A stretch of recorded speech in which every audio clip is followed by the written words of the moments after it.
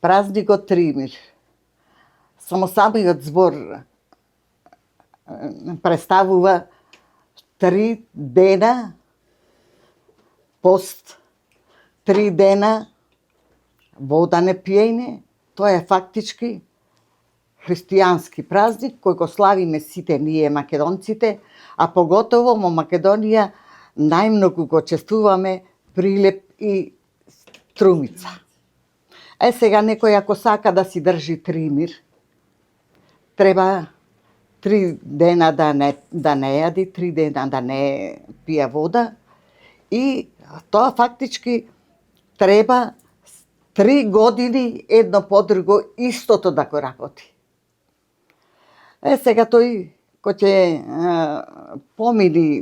ќе помина тие 3 дена, тој фактички си прави гости, си кани гости, сите гостите што ќе дојдат, носа нешто благо, нешто светопосно и тој си прави трапеза посна, во таа трапеза посна спаѓа, например, ќе си направи сарма, ќе си готви тавче, гравче, ќе си боза, па и други сладки посни, а најкарактеристично е тоа што тогаш се прави пченица, се вари пченицата и конопни зрна се толчат во дибек. Знам јас уште како некогаш кај нас, кај мајка ми имавме дибек од камен и со една чускија железна.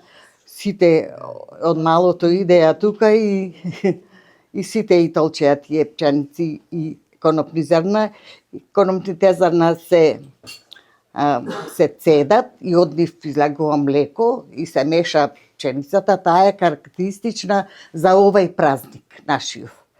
Исто така на овај празник невестите млади кои ќе бидат свршени, тогаш се поставува трапеза пак посна, например посна, кај таа мислам невеста уште не омажена, само свршена, оди свекрвата со своите роднини на гости, носат и тие така, носат и благи работи, и боза, и сладки, ама и ако е свршена и носат и поклони.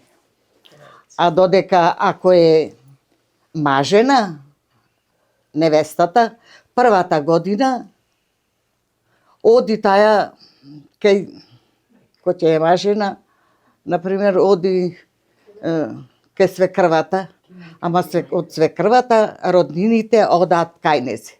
Тогаш фактички не се носа поклони, веќе една година и тоа е 3 години треба едно по друго да слави таа, мислам, Тримир. Така е тоа адет, затоа е 3, например.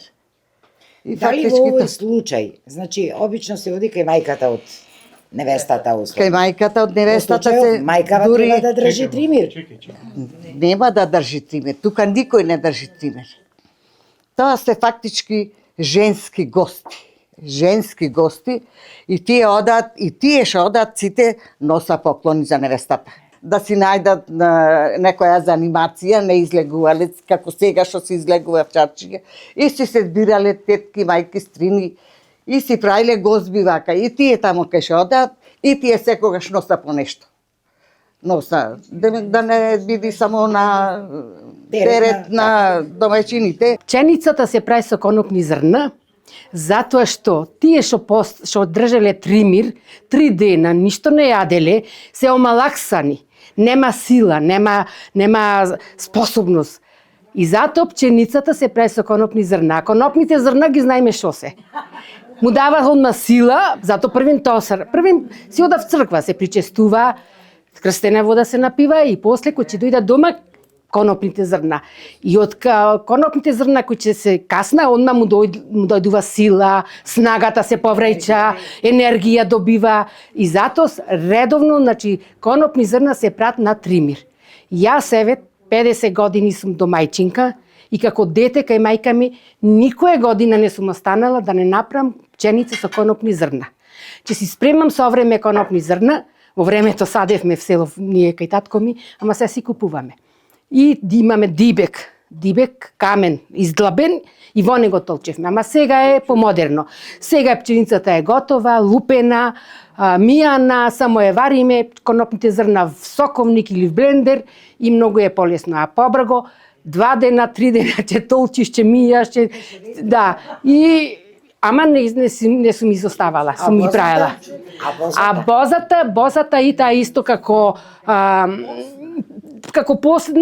последен пијалок. Немало некош газирани соко, едно друго, боза имало и затоа како ќе се собереле гости да има и тие што не пија вино, ракија, да има и тие нешто се напија. Јас така мислам, па како е понатак и не знам. Секоја година Тримир го одржуваме вака кога во поголем број, кога во помал, меѓутоа празникот секоја година го одржуваме, го пренесуваме, сакајки да младите бидат запознаени со овој празник и тие понатака да го пренесуваат.